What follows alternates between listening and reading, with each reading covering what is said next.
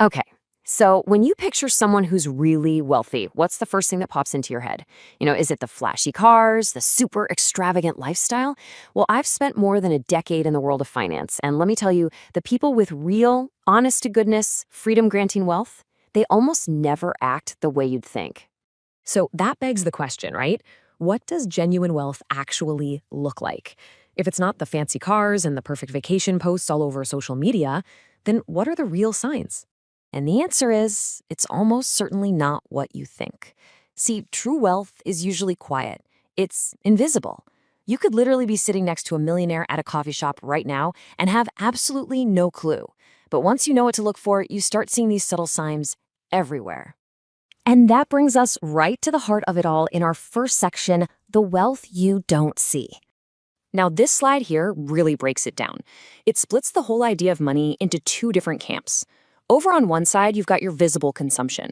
That's the stuff you can show off, the stuff you post on Instagram. And yeah, it's exciting, but it almost always goes down in value and it inflates your lifestyle. But on the other side, you have invisible wealth. And yeah, it's kind of the boring stuff, index funds, equity in a business, assets that just quietly compound in the background, and this is the most important part, buy you freedom. This right here, this is the great divide. So, okay, how do people actually build up all that invisible wealth? Well, it all starts with their mindset. Let's dive into section 2, the inner game of wealth. All right, the first sign is super subtle, but it's really powerful. They're just weirdly calm when money comes up in conversation. Think about it. Most people get a little awkward or defensive or maybe just go silent when things like salary or rent get mentioned. But that calmness you see in wealthy people, that's not a personality trait. It's a position of strength. See, when you have a strong emotional reaction to money, it's usually coming from a place of scarcity or insecurity. But when you're secure, money is just data. It's just information, not a measure of who you are. And the good news is, this is a skill you can totally build. First, just try using neutral language. So instead of saying, wow, that's expensive, just state the fact. It costs $120. Second, do regular money check-ins with yourself. The more familiar you are with your own numbers, the less anxiety they cause.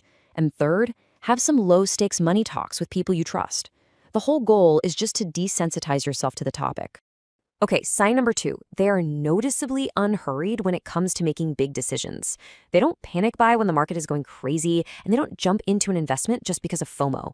They pause, they wait, because they know that long-term wealth isn't about chasing every single opportunity. It's about consistently avoiding those big, catastrophic mistakes and just letting your money do its thing. So how can we do this in our own lives? First, try a mandatory pause rule for any big decision. Just wait, say, 7 days, and see if that feeling of urgency goes away. Second, ask yourself this incredibly powerful question. What happens if I do nothing? You'd be amazed how many bad ideas that simple question filters out. And finally, build some financial slack for yourself. An emergency fund is really just buying you time, and time is what removes the pressure that leads to dumb mistakes.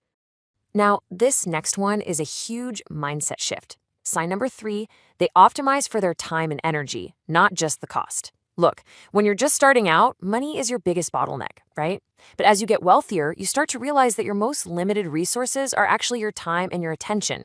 So they stop asking, how much does this cost, is the first question. Instead, they start asking, is this really worth my energy? Or is there a way I can buy this time back? And this slide just lays it out perfectly. You have this scarcity mindset, which is all about protecting cash at any cost, even if it means you waste hours doing some low-value task. But the wealthy, they operate from an abundance mindset.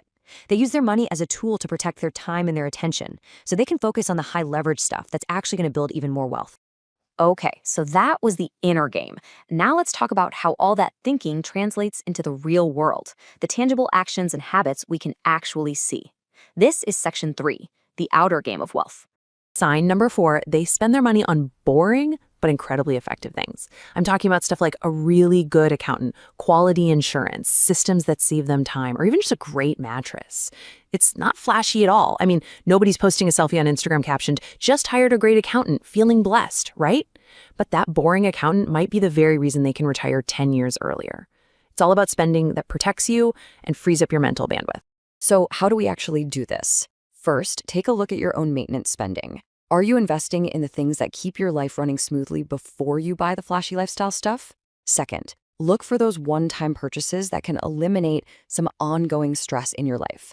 And third, For any big status-based upgrade you're thinking about, just force yourself to wait 30 days. You will be shocked how often the desire just disappears.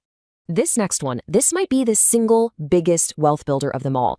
Sign number 5 is that at some point on their journey, their income went way up, but their lifestyle didn't automatically follow it. Now, this isn't about being cheap, it's about being intentional. Wealth isn't built in the earning, it's built in that quiet gap between what you earn and what you spend. I absolutely love this pipe metaphor. So think of your income as water pressure, and your lifestyle is the pipe that it flows through. Now, what do most people do when they get a raise? The water pressure goes up, so they immediately widen the pipe. A bigger apartment, a nicer car. But if you keep doing that, the container at the end, which is your wealth, well, it never fills up. The secretly wealthy, they learn to keep the pipe the same size, and they just let that container overflow. So to avoid that trap, there are 3 things you can do. 1, automate your savings. That way, any raise you get goes straight into investments before your lifestyle even has a chance to notice it's there. 2, intentionally delay upgrades. Wait until the old thing actually breaks or it's genuinely holding you back. And 3, get really good at separating spending on true comfort, like your health or your sleep, from spending that's just about status. And the final sign, the one that really ties all of this together, they just don't need you to know they have money. There are no humble brags, no accidental mentions of their stock portfolio. Their identity just isn't built on their net worth, so they don't need to use their money to signal who they are. And honestly, this is a superpower. Because needing other people to see that you're wealthy, man, that is expensive. It makes you make decisions that are optimized for your image, not for good outcomes. And this quote from the author Morgan Housel just captures the entire idea perfectly. He says, "Wealth is what you don't see. It's the financial freedom you have because of the fancy car you didn't buy. It's the power to say no, the freedom to take risks, the ability to walk away from a bad situation, all because your money is working for you behind the scenes, instead of being tied up in appearances." So, when you put all these signs together, you start to realize it's not just a random collection of habits. It's a conscious choice about which game you actually want to play in life.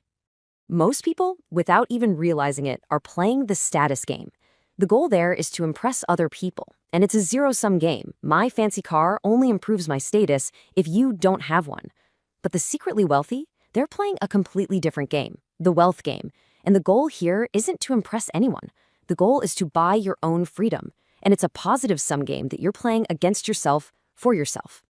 And that really brings us to the final and I think most important question you can ask yourself. Are you using your money to build a life that looks good to other people or one that truly feels good to you?